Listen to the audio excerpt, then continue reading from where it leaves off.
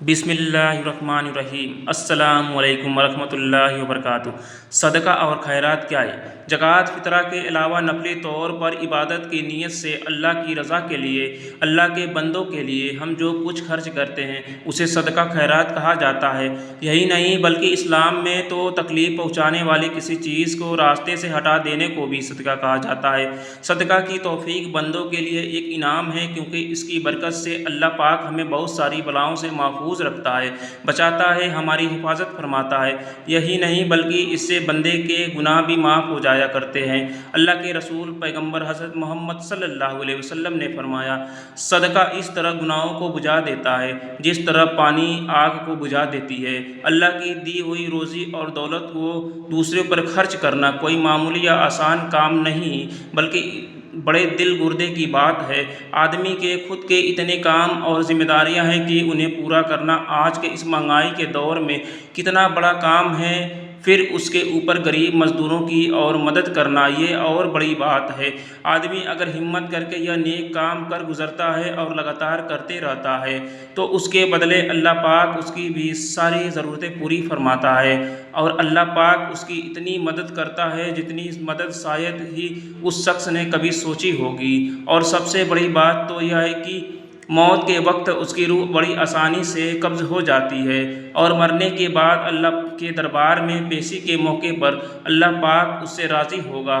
حضرت ابو ہریرہ رضی اللہ عنہ کا بیان ہے، ایک گناہ گار عورت تھی، وہ ایک کنویں سے گزرنے لگی تو وہاں ایک کتا بیٹھا تھا جو پیاس کے مارے مرنے جیسا ہو رہا تھا۔ عورت کو اس کی حالت پر ترس آ گیا، وہ رک گئی۔ کسی طرح بڑی مشقت محنت سے اس عورت نے کنویں میں سے پانی نکالا اور اس کتے کی پیاس بجھائی۔ اللہ کو اس گناہ گار عورت کی یہ بات اتنی پسند آئی کہ اس صدقے کے بدلے اللہ پاک نے اس کے سارے گناہوں کو معاف کر کے اسے بخش دیا۔ اللہ کی بنائی ہر مخلوق، چاہے انسان ہو یا جانور، کے کام آنا، ان کی ضرورتیں پوری کرنا بھی ایک صدقہ ہے۔ اسلام میں اسے بھی عبادت کا درجہ دیا گیا ہے، اس لیے اللہ کے رسول نے مسلمانوں کو دوکھیوں کے کام آنے، ان کی مدد کرنے کی تاکید فرمائی ہے۔ حضرت ابو سعید خدری رضی اللہ عنہ کا بیان ہے کہ اللہ کے رسول پیغمبر حضرت محمد صلی اللہ علیہ وسلم نے فرمایا، جو آدمی اپنے کسی بھائی کو جس کے بدن پر ضرورت کے مطابق کپڑا نہ ہو اسے کپڑا پہنائے گا یا دے گا، اللہ پاک اسے جنت کا ہر جوڑا پہنائے گا، اور جو بھی کسی بھوکے بھائی کو کھانا کھلائے گا اللہ پاک اسے جنت کے میوے کھلائے گا، جو کسی پیاسے کو پانی پلائے گا اللہ پاک اسے جنت کا مہربند شربت پلائے گا۔ آج کل کے لوگ بس پیسہ جمع کرنے میں لگے ہیں، 1 روپیہ غریبوں پر خرچ کرنے میں 10 بار سوچتے ہیں۔ لاکھوں روپے کماتے ہیں مگر اللہ کی راہ میں خرچ کرنے میں کتراتے ہیں۔ وہ سوچتے ہیں کہ یہ جمع پیسہ زندگی اور اچھی جینے میں کام آئے گا۔ سوچو اگر زندگی ہی نہ رہے یا کسی خطرناک بیماری میں ہی وہ سارا پیسہ منٹوں میں ختم ہو جائے، وہ بات کوئی نہیں سوچتا۔